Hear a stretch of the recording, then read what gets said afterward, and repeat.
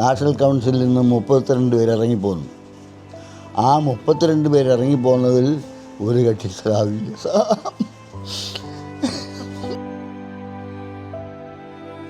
Party എന്ന് പറയുന്നത് എൻ്റെ ജീവനാണ്. ആ പാർട്ടിയെ തള്ളി പറയത്തില്ല ഒരിക്കലും. PS മുറിയിലുണ്ട്. ഞാൻ ചെന്ന് കഥ കൊണ്ട് തുറന്നു നോക്കിയപ്പം എനിക്ക് ഏറ്റവും വലിയൊരു അതിശയം തോന്നി. PS എന്ന് പറയുന്നത് തൊഴിലാളി വർഗത്തിൻ്റെ ജീവനാണ്. എന്താ കോൺഗ്രസിനെയും ഇന്ത്യയിൽ അധികാരത്തിൽ വരുമോ? വരത്തില്ല. വെളിപ്പെടുത്തായിരുന്ന അദ്ദേഹം ഒളിവിലായിരുന്നു. നമസ്കാരം.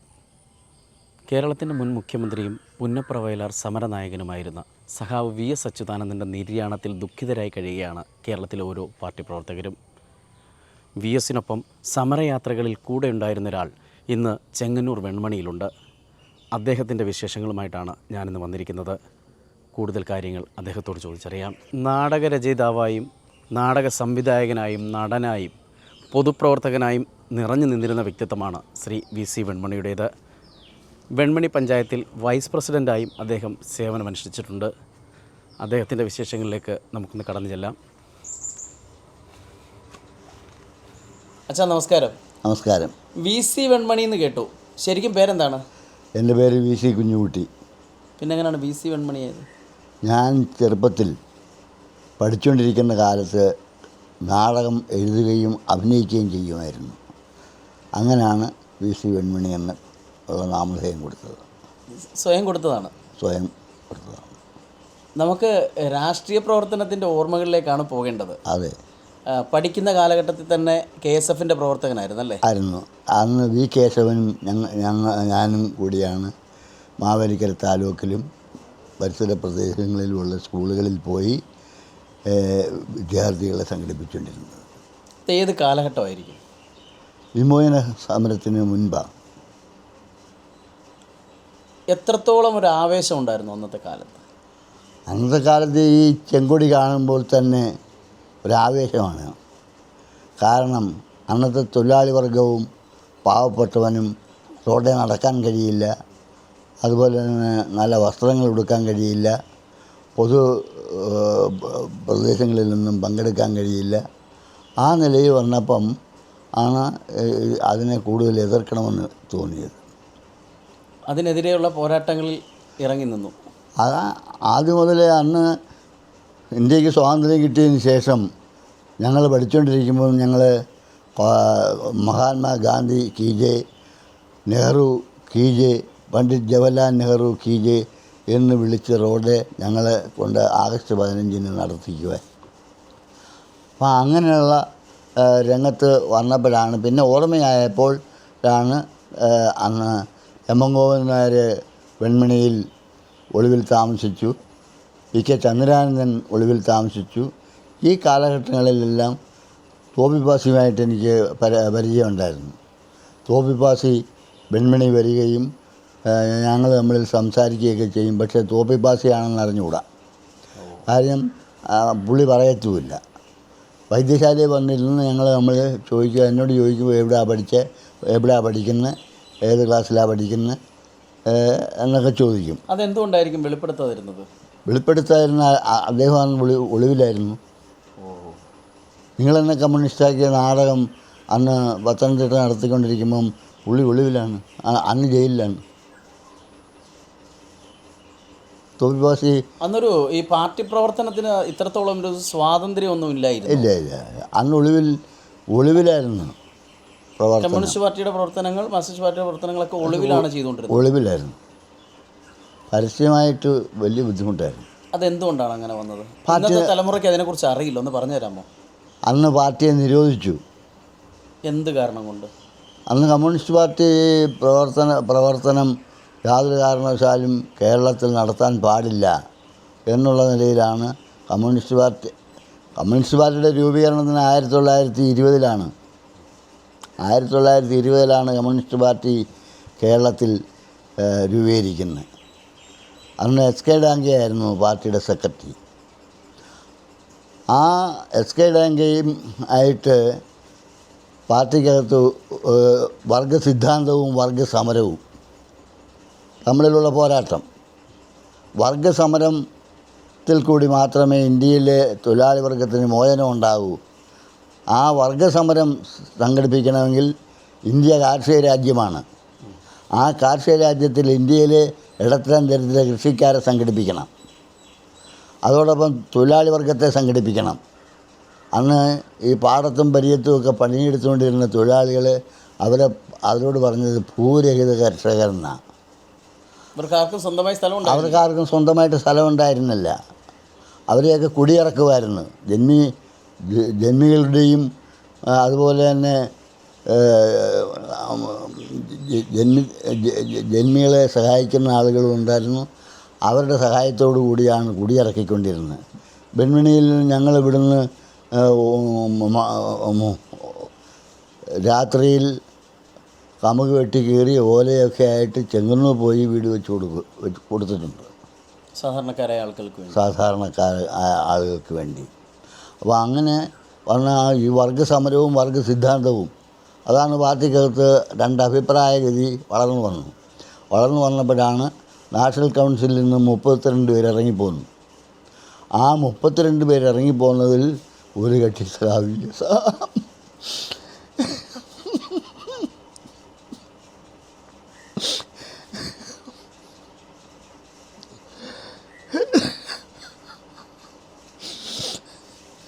VS ഇറങ്ങിപ്പോന്നു. VS ഉൾപ്പെടെ അന്ന് പി സുന്ദരയ്യ മുതലായിട്ടുള്ള ആളുകൾ അവർ ഇറങ്ങിപ്പോന്ന് കമ്മ്യൂണിസ്റ്റ് പാർട്ടിക്ക് CPM-ന് രൂപം കൊടുത്തു. CPM-ൻ്റെ രൂപീകരണത്തിന് അങ്ങനെയാണോ കാരണമായത്? CPM-ന് 1964 പാർട്ടി രണ്ടാകുന്നത്. അന്ന് SK ഡാങ്കെ ആയിരുന്നു പാർട്ടിയുടെ അഖിലേന്ത്യാ സെക്രട്ടറി. അപ്പം ഈ പറഞ്ഞ വർഗസമരവും വർഗസിദ്ധാന്തവും തമ്മിലുള്ള ആ പോരാട്ടത്തിൽ വർഗസമരത്തിൽ കൂടി മാത്രമേ ഇന്ത്യക്ക് മോചനമുണ്ടാകൂ. കാര്യം ഇന്ത്യ ഒരു കാർഷിക രാജ്യമാണ്. ഇവിടെ ഇന്ത്യയിലെ ഇടത്തരം ദരിദ്ര കൃഷിക്കാരെ സംഘടിപ്പിക്കണം. അതുപോലെ തന്നെ യുവജനങ്ങളെ സംഘടിപ്പിക്കണം. പാവപ്പെട്ട കർഷക തൊഴിലാളികളെ സംഘടിപ്പിക്കണം. അവരെ ഭൂരഹിത കർഷക തൊഴിലാളികളെന്നാണ് പറഞ്ഞത്. അപ്പോൾ ഇവരെയെല്ലാം സംഘടിപ്പിച്ച് വർഗപരമായി സംഘടിപ്പിച്ച് വർഗസമരത്തിൽ കൂടി മാത്രമേ ഇന്ത്യക്ക് മോചനമുണ്ടാകൂ എന്ന് ആണ് പാർട്ടിയുടെ അന്നത്തെ ഇടതുപക്ഷ ചിന്താഗതിയുള്ള EMS-ഉം സുന്ദരയ്യ മുതലായുള്ള ആളുകൾ AKG ഉൾപ്പെടെ. ഈ AKG ഒക്കെ ആയിട്ട് നേരിട്ട് കാണാനുള്ള അവസരം ഉണ്ടായിട്ടുണ്ടോ? പിന്നെ AKGയുടെ കമ്മിറ്റി ഞാൻ പങ്കെടുത്ത ആളാണ്. അടിയന്തരാവസ്ഥ കാലത്ത് ചെങ്ങന്നൂർ ഈപ്പച്ചൻ്റെ വീട്ടിൽ വെച്ച് ഞങ്ങളെ ഒരു കമ്മിറ്റി വിളിച്ച് അന്ന് സഖാവ് സുശീല ഗോപാലിനെ മകളെ AKG ഉൾപ്പെടെ കാറേ വന്നു. ഞങ്ങളെല്ലാം പല സ്ഥലത്തുനിന്നും അവിടെ ചെന്നു. അങ്ങനെയാണ് ആ കമ്മിറ്റിയിൽ പങ്കെടുക്കുന്നത്. പക്ഷെ അതിന് ശേഷം സഖാവ് പോയി കിടപ്പായിപ്പോയി. ലാസ്റ്റ് പരിപാടിയായിരുന്നു. EMS-ഉമായിട്ടുള്ള ബന്ധം എങ്ങനെയായിരുന്നു? EMS-ന് ഞങ്ങൾ കല്യാണത്തിൽ വെച്ച് സ്വീകരണം കൊടുത്തിട്ടുണ്ട്. 1957 കമ്മ്യൂണിസ്റ്റ് ഗവൺമെൻറ്റിനെ വിമോചന സമരത്തോടുകൂടി ആ സർക്കാരിനെ ഡിസ്മിസ് ചെയ്തു. അന്ന് ഇന്ദിരാഗാന്ധിയായിരുന്നു കോൺഗ്രസിൻ്റെ പ്രസിഡൻറ്റ്. നെഹ്റു ആയിരുന്നു അന്ന് പ്രധാനമന്ത്രി. അപ്പം പ്രധാനമന്ത്രിയെ സ്വാധീനിച്ച് കൊണ്ടാണ് അന്ന് അടിയന്തരാവസ്ഥ പ്രഖ്യാപിക്കുന്നത് ഇന്ദിരാഗാന്ധി. അപ്പോൾ അതിനകത്തൊരു തിരുത്തുണ്ടല്ലോ, ഇന്ദിരാഗാന്ധിയുടെ കാലത്തല്ലേ? ഇന്ദിരാഗാന്ധിയുടെ പ്രായത്തിൻ്റെ ഓർമ്മക്കുറവുകളൊക്കെ ഉണ്ട്. എങ്കിലും ഇന്ദിരാഗാന്ധി പ്രധാനമന്ത്രിയായിരിക്കുമ്പോഴാണ് അടിയന്തരാവസ്ഥ. കറക്റ്റാണ്. അത് എനിക്ക് ഈ ഓർമ്മക്കുറവ് ഉണ്ട്. ഇപ്പോൾ എത്ര വയസ്സായി? 87. ഈ 87 വയസ്സുള്ള ഒരാൾ ഇപ്പോഴും പാർട്ടി എന്ന് പറയുമ്പോൾ വളരെ ആവേശം കാണിക്കാറുണ്ടല്ലേ? പാർട്ടി എന്ന് പറയുന്നത് എൻ്റെ ജീവനാണ് പാർട്ടി. ആ പാർട്ടിയെ തള്ളി പറയത്തില്ല ഒരിക്കലും. സഖാവ് VS വിടവാങ്ങി. അതിൻ്റെ ഒരു ദുഃഖത്തിലാണ് കേരളത്തിലെ മുഴുവൻ പാർട്ടി പ്രവർത്തകരും. അതെ. എനിക്ക് VS-ഉമായിട്ടുള്ള ഒരു ബന്ധം ഒന്ന് പറയാമോ? VS 1964 പാർട്ടി രണ്ടായതിന് ശേഷം ആദ്യത്തെ കമ്മ്യൂണിസ്റ്റ് പാർട്ടി രൂപീകരിച്ചതിന് ശേഷം സഖാവ് VS ആണ് ആലപ്പുഴ ജില്ലാ കമ്മിറ്റി സെക്രട്ടറി. അന്ന് ഞാൻ ലോക്കൽ കമ്മിറ്റി മെമ്പറാണ്. ആ കാലഘട്ടത്തിൽ. അപ്പം അത്രത്തോളം സജീവ പ്രവർത്തനമായിരുന്നു. അന്ന് ഞാൻ ലോക്കൽ കമ്മിറ്റി സെക്രട്ടറി, കർഷകത്തൊഴിലാളി യൂണിയൻ്റെ താലൂക്ക് കമ്മിറ്റി മെമ്പർ, കർഷകത്തൊഴിലാളി യൂണിയൻ്റെ സെക്രട്ടറി, വില്ലേജ് കമ്മിറ്റി സെക്രട്ടറി, ഈ സ്ഥാനങ്ങളൊക്കെ ഞാൻ വഹിച്ചുകൊണ്ട് ഇരിക്കുകയായിരുന്നു. അങ്ങനെ ആലപ്പുഴ പോവുകയും BS-ഉമായിട്ടും മറ്റ് സഹാക്കളുമായിട്ടൊക്കെ ആലപ്പുഴ ജില്ലയിലെ മറ്റ് നേതാക്കന്മാരുമായിട്ട് നല്ല പരിചയമായിരുന്നു. ഞാൻ ഈ മിച്ചഭൂമി സമരത്തിന് ഞാൻ പങ്കെടുത്തു. അന്ന് VS അല്ല, AKG തിരുവനന്തപുരത്ത് മുടവമ്മൂൾ കൊട്ടാരത്തിൻ്റെ മതിൽ ചാടി കൊടി നാട്ടുമ്പോൾ ഞങ്ങൾ വെൺമണിയിൽ ആയിരക്കണക്കിന് തൊഴിലാളികളെ പങ്കെടുപ്പിച്ചുകൊണ്ട് ചെങ്ങന്നൂർ താലൂക്ക് ആകെ കേന്ദ്രീകരിച്ച്, കല്യാത്ര കേന്ദ്രീകരിച്ച്, അന്ന് കർഷകത്തൊഴിലാളി യൂണിയൻ്റെ ജോയിൻറ്റ് സെക്രട്ടറിയാണ് ഞാൻ. അന്ന് എൻ്റെ നേതൃത്വത്തിലാണ് വെൺമണിയിൽ കല്ലുവമഴക്കാരുടെ മിച്ചഭൂമിയിൽ കയറുന്നത്. അങ്ങനെ ഞങ്ങൾ ആ മിച്ചഭൂമി സമരത്തിൽ ഞങ്ങളെ അറസ്റ്റ് ചെയ്ത് കോടതിയിൽ ഹാജരാക്കി ഞങ്ങൾ റിമാൻഡ് ചെയ്തു. ഞാൻ മാവേലിക്കര സബ് ജയിലിൽ 22 ദിവസം റിമാൻഡിൽ കഴിഞ്ഞു. അതിനുശേഷം ആണ് അന്ന് ഞാൻ ജയിലിൽ കിടക്കുമ്പോൾ വിയറ്റ്നാമിന് സ്വാതന്ത്ര്യം കിട്ടി. ഞങ്ങൾ ജയിലിൽ കിടന്നുകൊണ്ട് വിയറ്റ്നാം ദിനം ആഘോഷിച്ചു. കാര്യം ഞങ്ങൾ പുറത്തെ പാർട്ടിയോട് പറഞ്ഞ് ഞങ്ങൾക്ക് ഇവിടെ ഒരു സദ്യ നടത്തണം. അങ്ങനെ അരിയും സാധനങ്ങളുമെല്ലാം പുറത്തെ പാർട്ടി സംഘടിപ്പിച്ച് അകത്തെ സൂപ്രണ്ടുമായി ബന്ധപ്പെട്ട് അവിടെ ഞങ്ങൾ വലിയ സദ്യ, അവിടെ മുഴുവൻ ജയിൽ പുള്ളികൾക്കും സദ്യ കൊടുത്തു, അവിടുത്തെ ഉദ്യോഗസ്ഥന്മാർക്ക് കൊടുത്തു. അങ്ങനെ ഞങ്ങൾ വിയറ്റ്നാം ദിനം ഞങ്ങൾ ആചരിച്ചു. വെൺമണിയിൽ നിന്നുള്ള സമരങ്ങളിൽ എപ്പോഴും മുൻനിരയിൽ തന്നെയായിരുന്നല്ലേ? ആയിരുന്നു. പിന്നെ എന്തുകൊണ്ടാണ് ഒരു MLA ആകാതിരുന്നത്, MP ആകാതിരുന്നത്, മന്ത്രിയാകാതിരുന്നത്? അന്ന് MLA-യോ മന്ത്രിയോ ആകുന്നതല്ല പാർട്ടിക്കകത്ത് പ്രധാനം. ഞാൻ പഞ്ചായത്ത് വൈസ് പ്രസിഡൻ്റായിട്ടിരുന്ന ആളാണ്. പക്ഷേ എനിക്കതിന് വലിയ താല്പര്യമൊന്നുമില്ലായിരുന്നു. കാരണം ഞാൻ തിരഞ്ഞെടുപ്പിൽ മത്സരിക്കാൻ അങ്ങനെ ഒന്നും നിന്നില്ല. കാരണം എന്താ, കർഷക തൊഴിലാളികളെ അന്നത്തെ ജീവിത ലൈൻ ഏറ്റവും വലിയ കഷ്ടപ്പാട് നിറഞ്ഞ കാലഘട്ടമായിരുന്നു.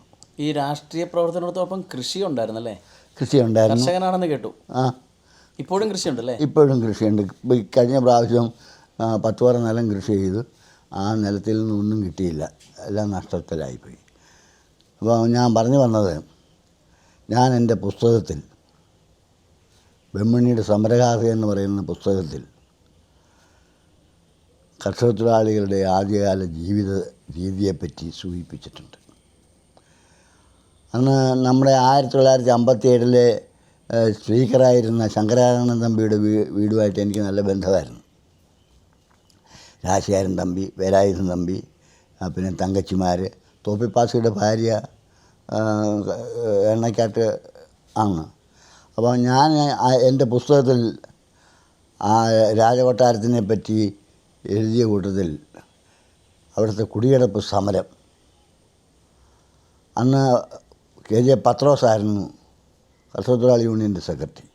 ആ പത്രോസാണ് ഈ കുന്തക്കാരൻ പത്രോസ്? യെസ്. ഈ കുന്തക്കാരൻ പത്രോസിൻ്റെ ഓർമ്മകളോടൊന്ന് പങ്കുവെക്കണേ. വലിയ ബുദ്ധിമുട്ടാണ്. കാര്യം എനിക്ക് അന്ന് ആ സഖാവിനെ കണ്ട് പരിചയമുണ്ട്, സംസാരിച്ചിട്ടുണ്ട്, ഇടപെടുത്തിട്ടുണ്ട് എന്നുള്ളതല്ലാതെ അടുത്ത് പുള്ളിയുടെ സഹോദരി പിന്നീട് ഞങ്ങളുടെ കൂടെ പാർട്ടിക്കകത്ത് വരികയും പാർട്ടി മെമ്പറാകുകയൊക്കെ ചെയ്തു.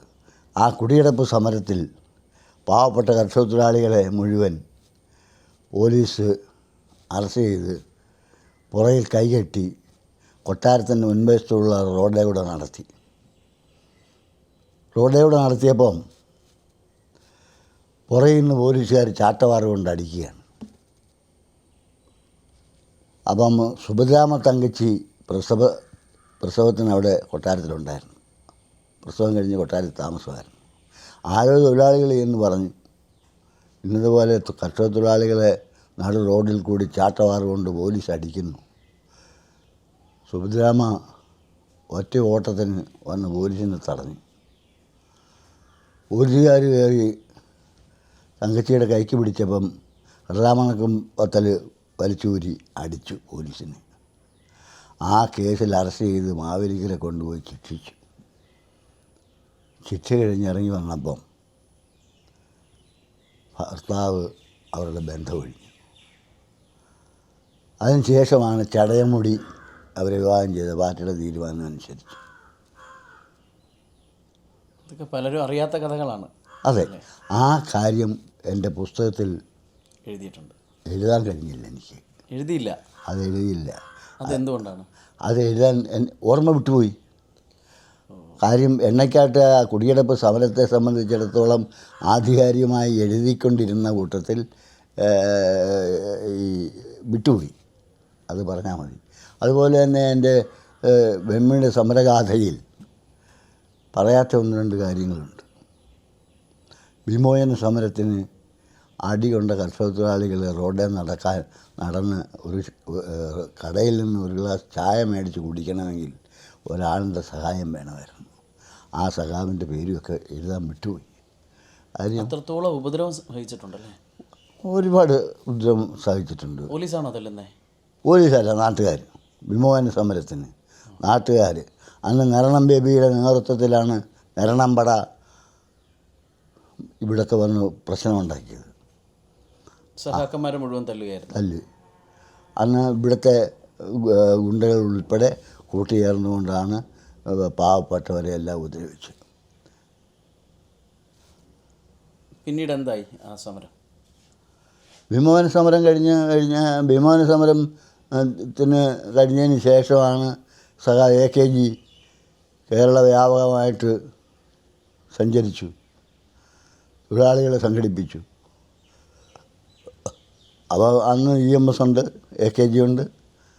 അന്നത്തെ പാർട്ടിയല്ല ഇന്നത്തെ പാർട്ടി.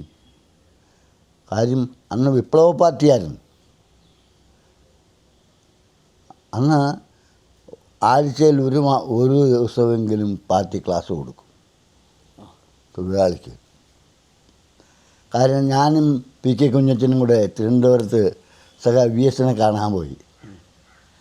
അപ്പോൾ VS കാണാൻ പോയ കൂട്ടത്തിൽ MP ആണ് PK കുഞ്ഞച്ചൻ.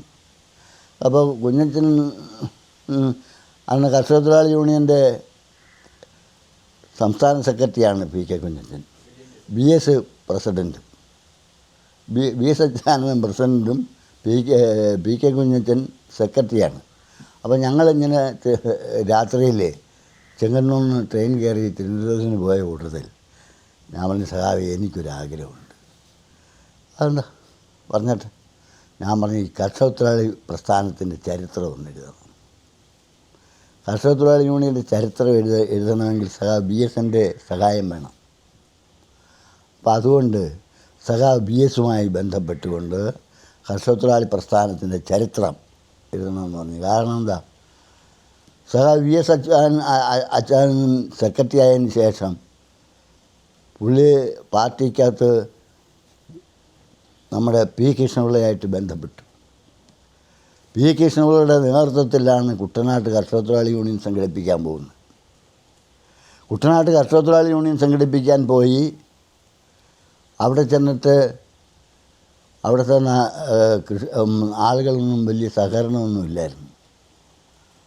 വളരെയധികം കഷ്ടപ്പെട്ട് ത്യാഗം സഹിച്ച് 1943 ചെറുകാലിക്കായലിൽ വെച്ച് ജാനകിയുടെ അധ്യക്ഷതയിൽ കൂടിയ തിരുവിതാംകൂർ കർഷകത്തൊഴിലാളി പ്രസ്ഥാനം ഉണ്ടാകുന്നത്. സ്വാതന്ത്ര്യം കിട്ടുന്നതിന് മുൻപാണ്. ആ കർഷകത്തൊഴിലാളി യൂണിയൻ അന്ന് ഞങ്ങൾ വെൽമണിയിൽ സ്ഥാപിച്ചു. വെൽമണിയിൽ വള്ളക്കാലിൽ വെച്ചാണ് ഞങ്ങൾ ചെങ്ങന്നൂർ തൊഴിലാളിയെല്ലാം സംഘടിപ്പിച്ച് അവിടെ വെച്ചാണ് കർഷകത്തൊഴിലാളി യൂണിയൻ്റെ സെക്രട്ടറിയായിട്ട് KT മാധവനെയും പ്രസിഡൻ്റായിട്ട് KG ശങ്കരപ്പിള്ളയും എടുക്കുന്നത്. ആ പ്രവർത്തനത്തിൽ കൂടിയാണ് നമ്മൾ ഇവിടെ കൂലിക്കും വേലയ്ക്കും അതുപോലെ തന്നെ പദവും തീർപ്പിനും വേണ്ടിയുള്ള പ്രക്ഷോഭണ സമരം നടത്തിയത്. ഞങ്ങൾ മാമ്പ്രപ്പാടത്ത് ബഹ്മണിയിൽ കമ്മ്യൂണിസ്റ്റ് പാർട്ടി 1950 രൂപീകരിക്കുന്നത്. 1950 രൂപീകരണത്തിന് ശേഷം 1951 കല്ലോമടക്കാരുടെ പറമ്പിൽ കാവൽ കിട്ടണമെന്ന് ആവശ്യപ്പെട്ടുകൊണ്ട് ഒരു മൂട് കപ്പ കാവൽ കിട്ടണമെന്ന് ആവശ്യപ്പെട്ടുകൊണ്ട് നടത്തിയ സമരം. ആ സമരത്തിൽ അന്ന് പി കെ കുഞ്ഞച്ചൻ്റെ നേതൃത്വമാണിവിടെ. ആ സമരത്തിൽ ചെങ്ങന്നൂരെ പോലീസും പന്തളം പോലീസും മാവേലിക്കര പോലീസും ഇനിയും കൂടെ പങ്കെടുപ്പിച്ചുകൊണ്ടാണ് ഞങ്ങളെ നേരിട്ട്. അപ്പം ഞങ്ങൾ കുഞ്ഞച്ചൻ പറഞ്ഞ അന്ന് ഞങ്ങളെല്ലാം ചെറുപ്പക്കാരും അവിടെ നിൽക്കാൻ പാടില്ല, ചീനിക്ക് ചുറ്റും ചീനി പറിച്ച് കൂട്ടിയിട്ടിരിക്കുകയാണ്.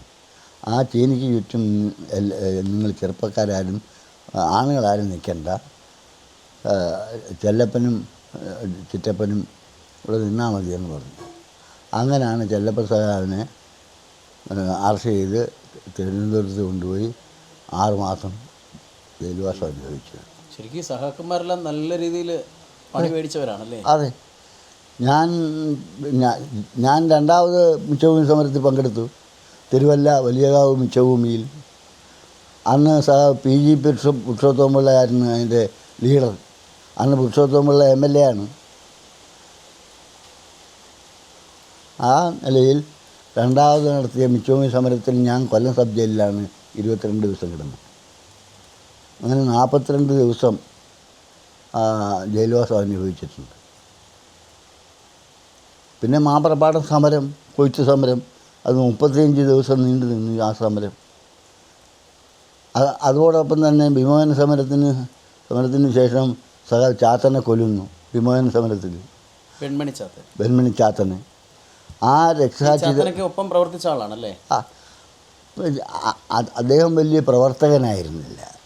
പക്ഷേ കമ്മ്യൂണിസ്റ്റ് പാർട്ടിയുടെ യോഗം എവിടെയെങ്കിലും ഉണ്ടെങ്കിൽ പുള്ളി അവിടെ ഉണ്ട്. പുള്ളി അതിൻ്റെ സ്റ്റേജിൻ്റെ മുൻപിൽ ഇരിക്കുന്നത്.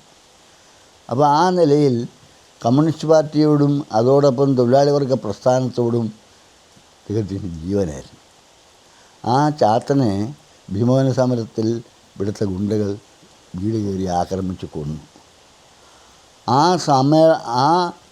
രക്തസാക്ഷി ദിനത്തിൽ എല്ലാ വർഷവും സഖാവ് VS പങ്കെടുക്കും. സഖാവ് VS പങ്കെടുക്കാത്ത ഒരു രക്തസാക്ഷി ദിനവും നടന്നിട്ടില്ല. അവസാനം പുള്ളി പാർട്ടിയുടെ സംസ്ഥാന സെക്രട്ടറി ആയിട്ടിരിക്കുമ്പോൾ ഞാൻ തിരുവനന്തപുരത്ത് എന്ന് ക്ഷണിക്കും. അപ്പോൾ ഞാൻ ഓഫീസ് സെക്രട്ടറി രാജേന്ദ്രനുമായി ബന്ധപ്പെട്ട് ഞാൻ ചോദിച്ചത്, സഖാവ് VS ഇവിടെ വന്നോ? എന്നാലും പറഞ്ഞ് VS മുറിയിലുണ്ടെന്ന്. ഞാൻ ചെന്ന് കഥ കൊണ്ട് തുറന്ന് നോക്കിയപ്പം എനിക്ക് ഏറ്റവും വലിയൊരു അതിശയം തോന്നി. കാരണം എന്താ, ഇന്ത്യൻ എക്സ്പ്രസ് വായിച്ചുകൊണ്ടിരിക്കുക പുള്ളി.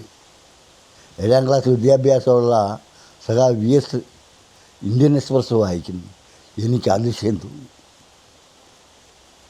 ആ വർഷം പുള്ളി അവിടെ നിന്ന് ആരും വരാനില്ലെന്നൊക്കെ പറഞ്ഞ് തടിതപ്പിയെങ്കിലും പിന്നെ അവസാനം ഒഴിയാൻ വയ്യാത്തത് കൊണ്ട് ഗൗരിയമ്മയെ വിളിച്ചു വിട്ടു സമ്മേളനത്തിൽ. ആ നിലയിൽ ഗൗരിയമ്മയുമായി ബന്ധപ്പെട്ട് വന്നിട്ടുണ്ട്. VS എന്ന് പറയുന്നത് തൊഴിലാളി വർഗത്തിൻ്റെ ജീവനാണ്. കമ്മ്യൂണിസ്റ്റുകാരുടെ OSനും GOSും എല്ലാം VS ആണ്. ഈ കേരളത്തിൽ കമ്മ്യൂണിസ്റ്റ് പാർട്ടി കെട്ടിപ്പടുക്കുന്ന കാര്യത്തിൽ, അതിന് നേതൃത്വം കൊടുക്കുന്ന കാര്യത്തിൽ പാവപ്പെട്ടവൻ്റെ കൂടെ നിന്ന് ആ പ്രസ്ഥാനം വളർത്തിയെടുത്ത ആൾ VS അച്യുതാനന്ദൻ. അദ്ദേഹത്തെ കേരളത്തിലെ തൊഴിലാളി വർഗത്തിനും കമ്മ്യൂണിസ്റ്റ് പാർട്ടിക്കും ഒരിക്കലും മറക്കാൻ കഴിയില്ല. അതാണ് അതിൻ്റെ ചരിത്രം. നാടക സമിതി ഉണ്ടായിരുന്നല്ലേ? ഉണ്ടായിരുന്നു. എങ്ങനെയാണ് നാടകരംഗത്തേക്ക് വന്നത്? ഞാൻ ഉന്നത്ത് പഠിച്ചുകൊണ്ടിരിക്കുമ്പം അന്ന് വാദ്യന്മാരെല്ലാം കൂടെ പറഞ്ഞ് PC നമുക്ക് ഇവിടെ ഒരു നാടകം നടത്തണം രാത്രി, എന്ത് വേണമെന്ന്. ഞാൻ പറഞ്ഞ് അങ്ങനെയാണെങ്കിൽ നമുക്ക് ഒരു നാടകം എടുക്കാം. സഖാവ് CL ജോസിൻ്റെ ഭൂമിയിലെ മാലാഹ അത് ഞങ്ങളെടുത്ത് രാത്രി സാറിൻ്റെ വീട്ടിൽ പോയി ഞങ്ങൾ രാത്രി റിഹേഴ്സൽ ചെയ്യുമായിരുന്നു. അങ്ങനെയാണ് നാടക സമിതി തുടങ്ങുന്നത്. അങ്ങനെ ആ സമിതി അവിടെ ഞങ്ങൾ തുടങ്ങി. അപ്പം ഞാനൊരു നാടകം എഴുതിയായിരുന്നു. അന്ന് ചൈന വാർ നടന്നുകൊണ്ടിരിക്കുമ്പോഴാണ്, ഇന്ത്യയും ചൈനയും തമ്മിൽ യുദ്ധം നടന്നുകൊണ്ടിരിക്കുമ്പം ഞങ്ങളെയൊക്കെ അന്ന് വിളിക്കുന്ന കമ്മ്യൂണിസ്റ്റ് ചാരന്മാരെന്ന്. അപ്പം ഞാൻ ഒരു പുസ്തകം എഴുതി. അത് മലയാളം പണ്ഡിറ്റ് അയ്യപ്പ സാറിനെ കാണിച്ചപ്പോൾ പറഞ്ഞു, കൊള്ളാമല്ലോ ഇത് നമുക്ക് നമ്മുടെ സ്കൂളിൽ ആനിവേഴ്സറിക്ക് നടത്തണം. അതോടൊപ്പം ഞങ്ങളെ ഇംഗ്ലീഷ് പഠിപ്പിച്ചുകൊണ്ടിരിക്കുന്ന ആൻ്റണി കുന്നന്താനം സാറിനെയും കാണിച്ചു. അപ്പോൾ സാറ് പുള്ളി ഒരു കലാകാരനാണ്. അപ്പോൾ പുള്ളിയൊക്കെ വായിച്ച് നോക്കിയിട്ട് പറഞ്ഞു കുഴപ്പമില്ല എന്ന് പറഞ്ഞു. അങ്ങനെ ആ നാടകം കൂടെ അവിടെ നടത്തി. ആ നാടകം കൂടെ നടത്തിയതിന് ശേഷം ഞങ്ങൾ ഭൂമിയിലെ മാലാഖ അവിടെ നടത്തി. എനിക്ക് അന്ന് അത് ഉദ്ഘാടനം ചെയ്യുന്നത് സുപ്രസിദ്ധ സാഹിത്യകാരൻ പാറപ്പുറമാണ്. അങ്ങനെ പാറപ്പുറമായിട്ട് പരിചയപ്പെടാൻ കഴിഞ്ഞു. അപ്പം സ്കൂളിലെ പരിപാടിയൊക്കെ കഴിഞ്ഞതിന് ശേഷം ഞാൻ എഴുതിയ നാടകം 2-3 സ്റ്റേജിൽ കൊണ്ടുവന്ന് പിള്ളേർ നടത്തി. ഇപ്പം മാവേലിക്കര ഓവർബ്രിഡ്ജിൻ്റെ കിഴക്കേ വശത്ത് ഒരു സംസ്കൃത സ്കൂളുണ്ട്. അവിടെ ഈ നാടകം നടത്തുന്നത് ഞാൻ കാണാൻ പോയി. കാണാൻ ചെന്നപ്പോൾ എനിക്ക് തന്നെ തോന്നി ഈ നാടകത്തിൽ എന്തോ പിശകുണ്ടെന്ന്. ഞാൻ ബുക്കിന് മേടിച്ചു. ബുക്ക് വാങ്ങിച്ചിട്ട് ഞാൻ പിറ്റേ ദിവസം രാവിലെ പാറപ്പുറത്തിൻ്റെ വീട്ടിൽ ചെന്നു. അപ്പോൾ പുള്ളി കുളിച്ചൊരുങ്ങി റെഡിയായിട്ട് ഇങ്ങനെ ഇരിക്കുകയാണ്. അപ്പോൾ എന്നോട് ചോദിച്ചു, എന്താ ആവശ്യം വന്നേ? ഞാൻ പറഞ്ഞു, സാറിനെ ഒന്ന് കാണാൻ വന്നതാണ്. സാറേ, ഞാനൊരു പുസ്തകം എഴുതി, അത് തെറ്റായാലും ശരിയായാലും സാറൊന്ന് നോക്കണം. അതിനെന്താ, കൊണ്ടുപോവാ. ഞാനേ എൻ്റെ നിണമണഞ്ഞ കാൽപ്പാടുകൾ സിനിമ മദ്രാസിൽ ഷൂട്ടിങ് നടന്നുകൊണ്ടിരിക്കുകയാണ്. ഞാനിപ്പോൾ മദ്രാസിന് പോകും. ബുക്ക് ഇവിടെ വെച്ചേര്, ഞാൻ വായിച്ച് നോക്കിയിട്ട് മറുപടി പറയാം. അങ്ങനെ പുള്ളി മദ്രാസിന് പോയി. ഞാൻ തിരിച്ചു വന്നു. എന്നോട് ചെല്ലാൻ പറഞ്ഞ ദിവസം ഞാൻ അവിടെ ചെന്നു. എന്നെ വിളിച്ച് എന്നെ പാറപ്പുറത്തിൻ്റെ അടുത്തിരുത്തിയിട്ട് വൈഫിനോട് പറഞ്ഞ് 2 ചായ കൊണ്ടുവരാൻ പറഞ്ഞു. ചായ കൊണ്ടുവന്നു. എനിക്ക് തന്നു. ചായ 2 പേരും കുടിച്ചു കഴിഞ്ഞിട്ട് എന്നോട് ആദ്യം ഒരു ചോദ്യമാണ്, നിങ്ങൾ എഴുതുന്ന കഥയിലെ കഥാപാത്രങ്ങളിൽ നിങ്ങളുമായി വല്ല ബന്ധമുണ്ടോ? എനിക്ക് മറുപടി പറയാൻ അറിഞ്ഞുകൂടാ. കാര്യം എനിക്കിതിനെപ്പറ്റി ഒന്ന് പറഞ്ഞ്, ഞാൻ എല്ലാ പുസ്തകം ചെറുതായിട്ടൊക്കെ വായിച്ച് ചൈന വാർ നടന്നുകൊണ്ടിരുന്നപ്പോൾ അതിൻ്റെ അകത്ത് ചില കാര്യങ്ങൾ വെച്ചിട്ടാണ് ഞാൻ എഴുതിയത്. നിങ്ങൾ എഴുതിയ കഥയിലെ കഥാപാത്രങ്ങളിൽ നിങ്ങളുമായി വല്ല ബന്ധമുണ്ടോ? ഇല്ല. ഉണ്ട്. പുള്ളി പറഞ്ഞു, ഉണ്ട്. അതിലെ കൊച്ചു പയ്യൻ, ആ പയ്യനെ നിങ്ങൾ ലഡാക്കിക്കൊണ്ടുവന്ന് കൊണ്ട് വെടിവെച്ച് കൊന്നു. ആര് പറഞ്ഞു? നിങ്ങൾ കൊലക്കുറ്റത്തിന് ഉത്തരവാദിയാണ്. നിങ്ങളെ അറസ്റ്റ് ചെയ്ത് കോടതിയിൽ ഹാജരാക്കേണ്ട സമയമായി. വിഷമിച്ചു. പുള്ളി അവസാനം പറഞ്ഞു, കഥ എഴുതുന്നതിന് ഒരുപാട് നിയമങ്ങളുണ്ട്. ചെറുകഥ എഴുതുന്നതിന് നിയമമുണ്ട്, നാടകം എഴുതുന്നതിന് നിയമമുണ്ട്, നോവൽ എഴുതുന്നതിന് നിയമമുണ്ട്. ഇതെല്ലാം ഉണ്ടെങ്കിലും വായനയൊരു ഘടകമാണ്. വായനയില്ലാത്തവർക്ക് എഴുതാൻ പറ്റില്ല, അവർക്ക് അറിവുണ്ടാകില്ല. അതുകൊണ്ട് അടിയന്തരമായി നിങ്ങൾ വായനശാലയിൽ ചേരണം. അങ്ങനെ പറഞ്ഞാണ് ആ പുസ്തകം, അത് ഇന്നും ഞാൻ സൂക്ഷിച്ചു വച്ചിട്ടുണ്ട്. അതിനുശേഷമാണ് ഞാൻ വന്നിട്ട് വെൺമണി വായനശാലയിൽ ചേർന്നിട്ട് കേരളത്തിലെ എണ്ണപ്പെട്ടവരുടെ മുഴുവൻ പുസ്തകവും വായിച്ചു എന്നുള്ളതാണ്. അതിനുശേഷം പ്രൊഫഷണൽ നാടകരംഗത്തേക്ക് വന്നല്ലേ? അതെ. നാടക സമിതിയുടെ പേരെന്തായിരുന്നു? അന്ന് ചെങ്ങന്നൂർ ആതിര എന്നുള്ള പേരിലായിരുന്നു നടത്തിക്കൊണ്ടിരുന്നത്. അപ്പം ഞാൻ അതിനുശേഷം ഞാൻ വായനശാലയിൽ ചേർന്ന് കേരളത്തിലെ എണ്ണപ്പെട്ട എഴുത്തുകാരുടെ മുഴുവൻ പുസ്തകവും വായിച്ചു. തോപ്പിപ്പാസിയുടെ ഒളിവിലെ ഓർമ്മകൾ ഞാൻ 2 പ്രാവശ്യം വായിച്ചു. കാരണം അതിൽ നിന്ന് ഒരുപാട് കാര്യങ്ങളുണ്ട്. കാരണം നിങ്ങളെന്നെ കമ്മ്യൂണിസ്റ്റാക്കിയ നാടകം കേരളക്കരയിൽ ഏതാണ്ട് 15,000 സ്റ്റേജിൽ കൂടിയ കയറി ഇറങ്ങി ഇപ്പോഴും ഓടിക്കൊണ്ടിരിക്കുക. കാരണം ജനങ്ങളുമായി ബന്ധപ്പെട്ട നാടകമാണ്. അതിലെ പ്രധാന കഥാപാത്രം തോപ്പിപ്പാസിയുടെ അച്ഛൻ തന്നെയാണ്. അത് മനസ്സിലാക്കണം. എനിക്ക് അന്ന് തോപ്പിപ്പാസിയുമായിട്ട് ഞങ്ങൾ സംസാരിക്കുമ്പോഴൊന്നും തോപ്പിപ്പാസിയാണെന്നൊന്നും എനിക്കറിഞ്ഞുകൂടാ. കാര്യം പുള്ളിയോട്ട് പറയത്തുമില്ല. കാരണം ഒളിവിലിരിക്കുകയല്ലേ. ഒളിവിലിരിക്കുന്ന മനുഷ്യൻ പറയുമോ? പിന്നീടാണ് എനിക്ക് മനസ്സിലായത് തോപ്പിപ്പാസിയായിരുന്നെന്ന്. ഞാൻ KPSC പോയപ്പം എൻ്റെ പുസ്തകം കൊടുക്കാൻ ഞാനവിടെ ചെന്നു. ചരിത്രം ഉറങ്ങുന്ന ഗ്രാമം എന്ന് പറയുന്ന ഒരു പുസ്തകമുണ്ട്. ആ പുസ്തകം KPSC കൊടുക്കാൻ ചെന്നു. അപ്പോൾ കുറേ കാര്യങ്ങളൊക്കെ ഞാൻ KPSCയിൽ നിന്ന് സംസാരിച്ചിട്ടൊക്കെ ഉണ്ട്. ഇത്രയും പാർട്ടി പ്രവർത്തനമൊക്കെ നടത്തിയിട്ടും പാർട്ടിയുടേതായ എന്തെങ്കിലും സഹായങ്ങൾ കിട്ടിയിട്ടുണ്ടോ? എനിക്ക് പാർട്ടിയുടേതായിട്ടുള്ള സഹായങ്ങളൊന്നും ഇതിനു മുൻപ് അങ്ങനെ കിട്ടിയിട്ടില്ല. പക്ഷേ ഇപ്പം എനിക്ക് പാർട്ടിയുടെ ജില്ലാ കമ്മിറ്റി മാസം തോറും 1,500 രൂപ തരും. ചെങ്ങന്നൂർ പാർട്ടി തന്നുകൊണ്ടിരുന്ന പൈസ ഇപ്പം തരുന്നില്ല. പാർട്ടിക്ക് പൈസ ഇല്ലെന്നാണ് പറയുന്നത്. ഞാനൊട്ട് വിശദീകരിച്ച് ചോദിക്കാനും പോയിട്ടില്ല. കാരണം ഞാൻ സാമ്പത്തികം ആഗ്രഹിച്ചാൽ ഈ പാർട്ടിക്കകത്ത് വന്നത്. കാരണം എനിക്ക് ആശയമാണ് പ്രശ്നം. ഇപ്പോഴും ഒരു ആവേശം ഉള്ളിലുണ്ടല്ലേ ഈ 87 വയസ്സിൽ? സംശയം എന്താ? കമ്മ്യൂണിസ്റ്റ് പാർട്ടി അത് പാർട്ടി പരിപാടി പഠിക്കണം, പാർട്ടി ഭരണഘടന പഠിക്കണം. കമ്മ്യൂണിസ്റ്റ് പാർട്ടി സംഘടിപ്പിക്കുന്നത് എങ്ങനെയാണ്? ചൈനയിൽ എങ്ങനെ വിപ്ലവം നടന്നു, റഷ്യയിൽ എങ്ങനെ വിപ്ലവം നടന്നു. ആ റഷ്യയിൽ 917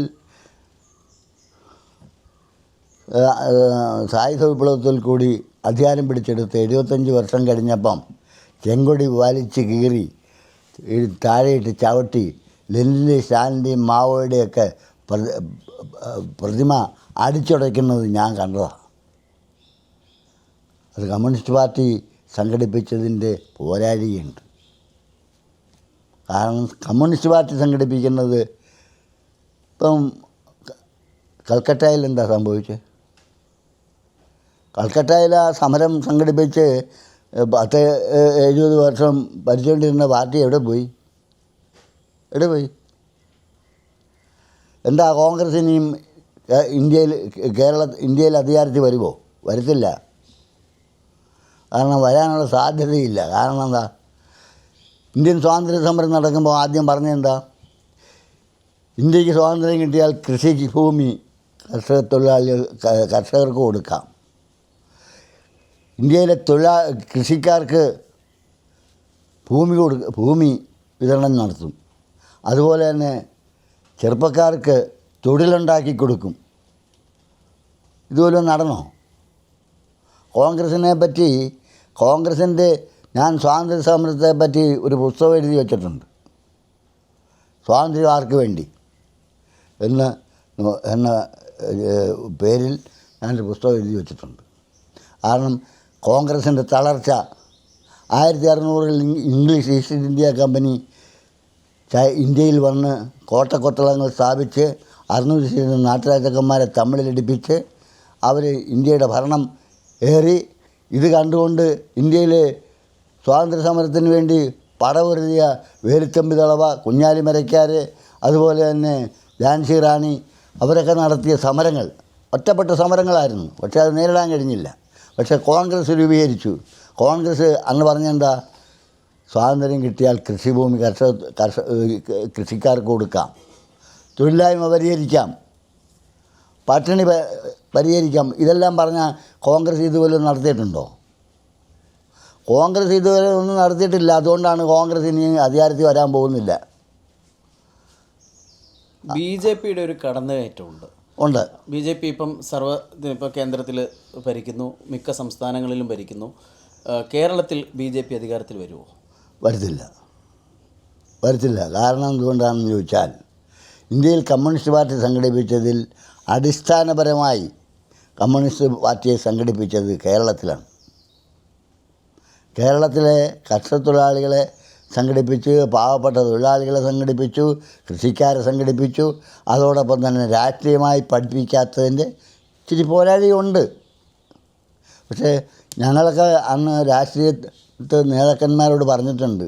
കാരണം തൊഴിലാളികളെ മുദ്രാവാക്യത്തിൻ്റെ അടിസ്ഥാനത്തിൽ മാത്രം സംഘടിപ്പിച്ചാൽ പോരാ. കാര്യം മുദ്രാവാക്യത്തിൻ്റെ അടിസ്ഥാനത്തിൽ സംഘടിപ്പിച്ചാൽ തൊഴിലാളി വർഗത്തെ നമുക്ക് നിയന്ത്രിക്കാൻ കഴിയത്തില്ല. അതേസമയത്ത് തൊഴിലാളികളെ ആയുധമണിയിക്കണം, തൊഴിലാളി വർഗം ആയുധമണിയിക്കണം. അത് കമ്മ്യൂണിസ്റ്റ് പാർട്ടിക്ക് കഴിഞ്ഞിട്ടില്ല. അതിൻ്റെ പോരാളിയ കേരളത്തിലെ കർഷക തൊഴിലാളികളിൽ നിന്നും ചോർച്ച ഉണ്ടാകുന്നുണ്ട്. അതേപോലെ കോൺഗ്രസിനെ സംബന്ധിച്ചിടത്തോളം കോൺഗ്രസ് അന്നും ഇന്നും ഇപ്പോൾ തന്നെ ചൂരൽമലയിൽ നടത്തിയ എന്താ സംഭവം? ചൂരൽമലയിൽ പാവപ്പെട്ട ആളുകളെല്ലാം മല പൊട്ടി ഉരുൾപൊട്ടി എല്ലാം പോയി കഴിഞ്ഞ ആളുകൾക്ക് വേണ്ടി കാശ് പിരിച്ചിട്ട് 10 പൈസ കൊടുക്കാത്ത കോൺഗ്രസ്. ഇതിനു മുമ്പ് ഇതുപോലെ കള്ളൻ പനമ്പള്ളി, പഴയ കോൺഗ്രസ്സുകാർ ഇതൊക്കെ തന്നെയായിരുന്നു. ഇപ്പോഴത്തെ കോൺഗ്രസ് ഇത് തന്നെ. കാരണം പിരിക്കുന്ന പൈസ അവർ കൊടുക്കുകയില്ല, ജനങ്ങൾക്ക് കൊടുക്കത്തില്ല. അതേപോലെ ഇവിടുത്തെ യുവജന പ്രസ്ഥാനം 100 വീട് വെച്ച് കൊടുക്കാമെന്ന് പറഞ്ഞു. കാശ് പിരിച്ച് BSN പിണറായിയെ ഏൽപ്പിച്ചു. അതേപോലെ അവർ പിരിച്ച പൈസ ഇതുവരെ കൊടുത്തിട്ടില്ല, ആരുടെ കയ്യിലും കൊടുത്തിട്ടില്ല. അപ്പോൾ അങ്ങനെ ഈ VSൻ്റെ ഒരു വേർപാട് നമ്മളിൽ നിന്ന് വിട്ടുപോയിരിക്കുകയാണ്. ഇത് പാർട്ടിക്ക് എത്തരത്തിൽ പാർട്ടിയെ ബാധിക്കും? കാര്യം BSനെ പോലൊരു നേതാവിനെയും കമ്മ്യൂണിസ്റ്റ് പാർട്ടിക്കകത്തില്ല. BSന് പകരം BS മാത്രമേ ഉള്ളൂ. എനിക്ക് ഒരിക്കലും BSനെ മറക്കാൻ കഴിയില്ല. കാര്യം BS ആണ് ഈ പാവപ്പെട്ട കർഷക തൊഴിലാളികളെ മുഴുവൻ സംഘടിപ്പിച്ച് കുട്ടനാടൻ പാടശേഖരങ്ങളിൽ വങ്കബിപ്പട്ടനെയും MC യോണിനെയും പാറായിത്തരകനെയും ചിത്ര തമ്പുരാനെയൊക്കെ വെല്ലുവിളിച്ചുകൊണ്ട് കർഷക തൊഴിലാളികളെ മുഴുവൻ സംഘടിപ്പിച്ച് ഒരു വർഗ സമരത്തിൽ കൂടി അവരുടെ മാടമ്പിത്തം അവസാനിപ്പിക്കാൻ കഴിഞ്ഞത് VSൻ്റെ പ്രവർത്തനമാണ്. ആ VSനെ മറക്കാൻ കഴിയത്തില്ല. 87-ാം വയസ്സിലും ഒരു യുവാവിൻ്റെ ചുറുചുറുക്കോടെ പാർട്ടിയെ നെഞ്ചോട് ചേർത്ത് വെച്ച് ജീവിതം മുന്നോട്ട് നയിക്കുകയാണ് ശ്രീ VC വെൺമണി. പാർട്ടി ഏൽപ്പിച്ച ഓരോ ദൗത്യങ്ങളും ആത്മാർത്ഥമായി ചെയ്തുകൊണ്ടാണ് അദ്ദേഹം മുന്നോട്ട് ജീവിച്ചത്. യാതൊരു ലാഭങ്ങളും നോക്കാതെ, നഷ്ടങ്ങളും നോക്കാതെ പാർട്ടിക്ക് വേണ്ടി അദ്ദേഹം ജീവിച്ചു. ഇപ്പോഴും അത് തുടരുന്നു. VS അച്യുതാനന്ദൻ്റെ വേർപാട് വളരെ വലിയ ദുഃഖമാണ് ഇദ്ദേഹത്തിലുണ്ടാക്കിയിരിക്കുന്നത്. അദ്ദേഹത്തെക്കുറിച്ച് ഓർക്കുമ്പോൾ, പറയുമ്പോൾ ഇപ്പോഴും കണ്ടമിടറുന്നുണ്ട്, കൈകൾ വിറയ്ക്കുന്നുണ്ട്. വളരെ വേദനയോടെയാണ് അദ്ദേഹം ഇപ്പോൾ ഉള്ളത്. കേരളത്തിലെ മുഴുവൻ പാർട്ടി പ്രവർത്തകരുടെയും ദുഃഖത്തിൽ പങ്കുചേരുന്നു. നന്ദി.